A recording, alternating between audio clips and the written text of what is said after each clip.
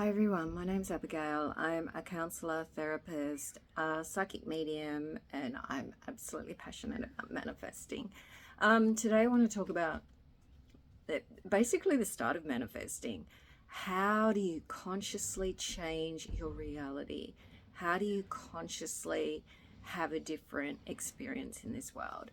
So let's start at the beginning. Everybody has a set point, and a set point is where your life's at right now, what you're attracting in. It's what your vibration is, it's what your frequency is, it's reflective of your underlying beliefs about yourself. Now, you can consciously say, I don't believe I deserve this house. I deserve to live somewhere much more beautiful than this.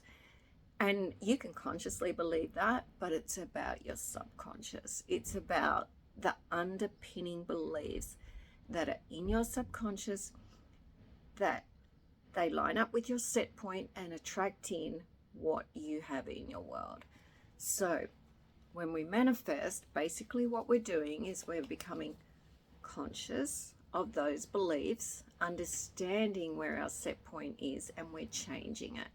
We're changing it up to a new level to have what we actually want, what we're consciously wanting. Now, this is the really exciting bit. So when you consciously want something, when you suddenly go, I want that in my life, I definitely want this life, this is my dream, it's in your heart, it's already real. There's multiple timelines. Weird, I know, a lot of people don't get it. I don't even know if I fully get it, but I do get it as well, but I don't. Anyway, so there's multiple timelines and you get to choose. You get to choose your reality. There's a lot of big things in life that are already there, and we usually end up bringing those in. We don't have to, but we usually do, because we're on a trajectory. We're on a path. So what we need to do is recognize, oh my goodness, there's this dream life that I want, or this dream person that I want in my life, or this, dream wealth that I want in my life. And I want that. And you've consciously said, I don't have this at the moment, but I want that. So what you need to do is shift your internal, get so conscious of it that your set point shifts. And what you find with manifesting is when you change, and when you're going to know that you're there, is when it becomes normal. It doesn't mean that everything's shown up already. We're probably in the Sabbath where it becomes normal. That's your normal state of consciousness, because it's got to be normal for you to have that in your life. It's not going to be when you have it in your life, you're like on hyper alert, like manifesting all the time to keep it there. Like, no, that's not how it is. It's a dream, a reality that's sitting in front of you. You can believe it's God, you can believe it's your higher self, whatever works for you. But there's something that you want that you don't have now, because we're constantly expanding and aligning, hopefully upwards. And even when it seems like we're going down, we're actually going up. We're always expanding and going up.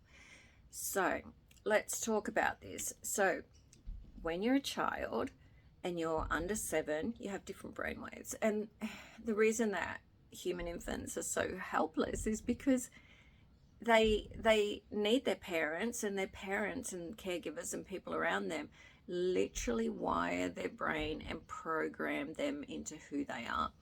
The deepest pathways are the ones that have high emotion.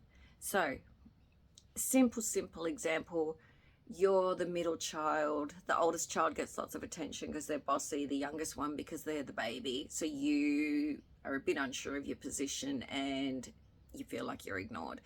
So you get this feeling, and situations happen in your childhood and you're like, no one's paying me attention. And then you get a job when you're older and something goes wrong, and somebody might have been more outspoken, or they were young and cute and got the attention. Your pathways that you have in your brain tell you, oh, that's because I'm not important. I've got all these childhood emotions around that story. I'm going to activate that right now. And this is how, I hope this makes sense. This is how we have pathways neural responses from our brain into our body, into our limbic system, that don't resonate with us as an adult, and we're like, why am I reacting to that? Why am I triggered? The new buzzword, triggered. Why am I triggered? You're triggered because you have a pathway. The pathway links to your survival mechanism of flight, fight, or freeze. So you'll do one of those things. You might start fighting your boss, or, well, maybe if you're the middle child, you might not. Or you might be one of those ones that just whinges and complains. Sorry, middle children. You might freeze. You might get so frozen it's like, I'm not even going to work. I'm frozen. No, I'm not doing it. Or you might flight. You'll take flight. You'll run away.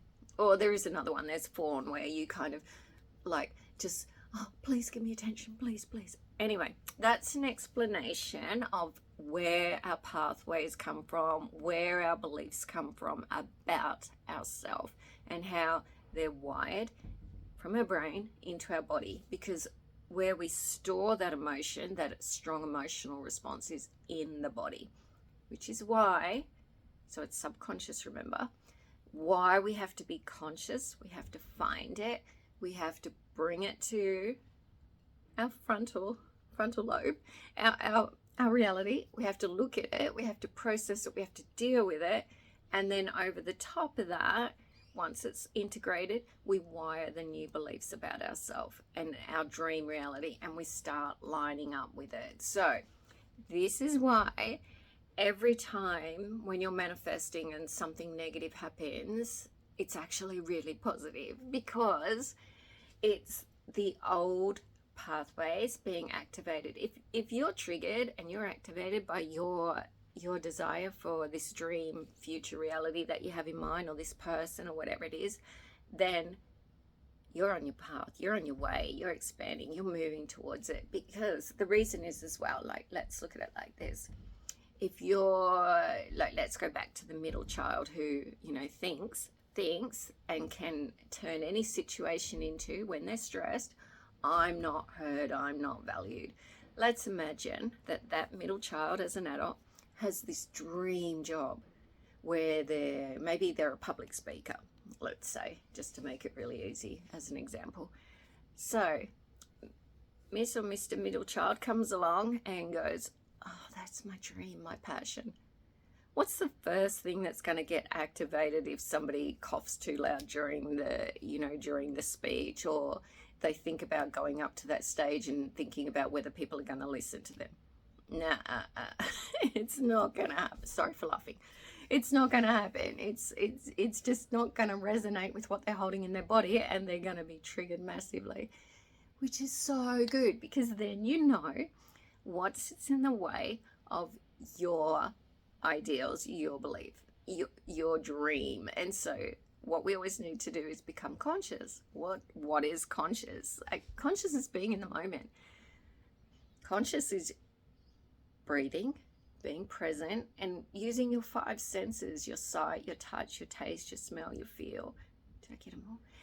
To be present in your body. Because this is the other thing, this is really quite amazing, is when you're triggered, this part of your brain kind of shuts down, because we're not into thinking about whether we're being ignored or not, or whether there's, another example, the saber-toothed tiger over there, whether they're going to bite or not bite. We're actually in survival mode. So survival doesn't require a lot of frontal thinking. So what we need to do is get really present. It's hard to recognize that you're not frontal thinking when you're not doing it, because you're surviving, because there's so many chemical responses. But if you can learn to breathe deeply, be present, it actually puts your focus, your spirit, you back in your body, where it's supposed to be, where when you took your first breath as a little baby, a little newborn, your spirit connected to your heart and went into your body.